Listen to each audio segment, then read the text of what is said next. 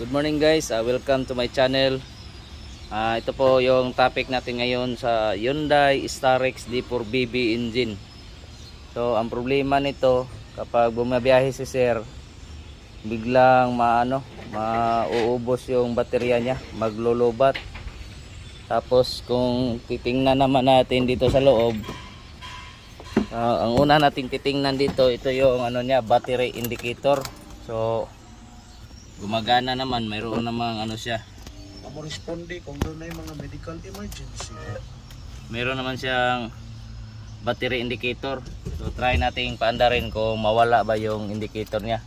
Kasi kapag mawala, sign niya na nagkarga yung baterya.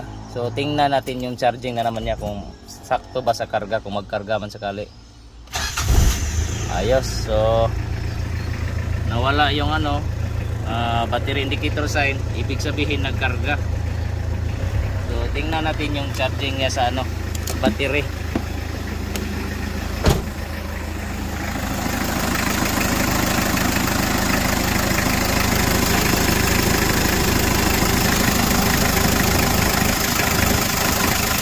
So 12.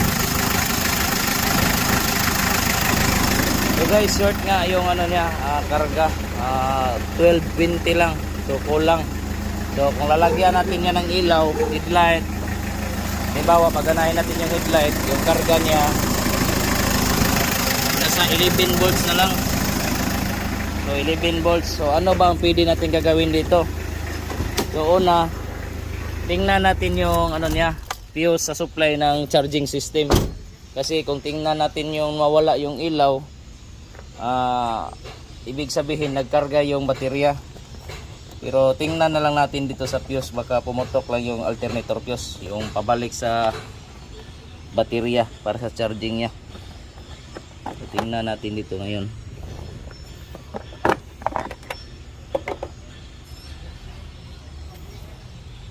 So intact naman itong dalawa kasi itong isa sa heater, yung isa naman sa sa charging. So tingnan natin dito. Yan, battery ground. Hindi na itong walang kasama.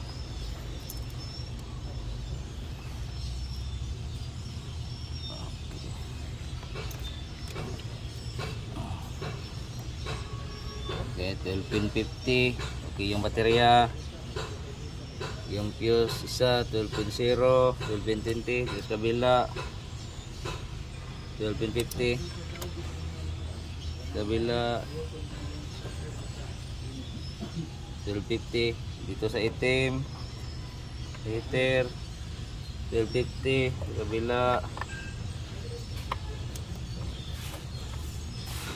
1250. So okay yung supply dito sa alternator, okay yung battery supply. Dali na sir ha. Tara na ito kadali ron. Mungukmuk naman mo na maka. Oo. Kaysa nga, di ka grahe. Sige, Kaya okay. nangadto ko sa, kuha ka ning palit na ko ka city, ipatay ng... I-check na to na ron, starter or alternator sir ha. So guys, titingnan ko mamaya doon sa supply mismo ng alternator. Cut ko lang muna. So guys, tiningnan natin yung niya, ignition on sa socket sa alternator. So may supply siya na ignition on. Yung permanent live daw, doon sa alternator na permanent live meron din. So ipatanggal lang natin itong alternator motor kasi sureball na tayo nasira ito. So tingnan lang natin yung carbon brush, baka manipis na.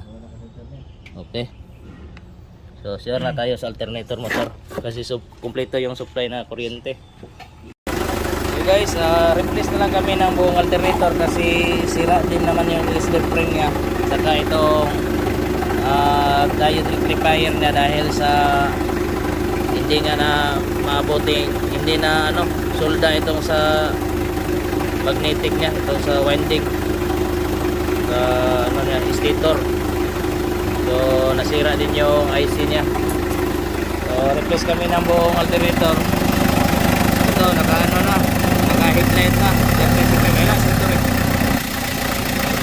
Naka headlight na 13.9 13.40. So ayos na siya.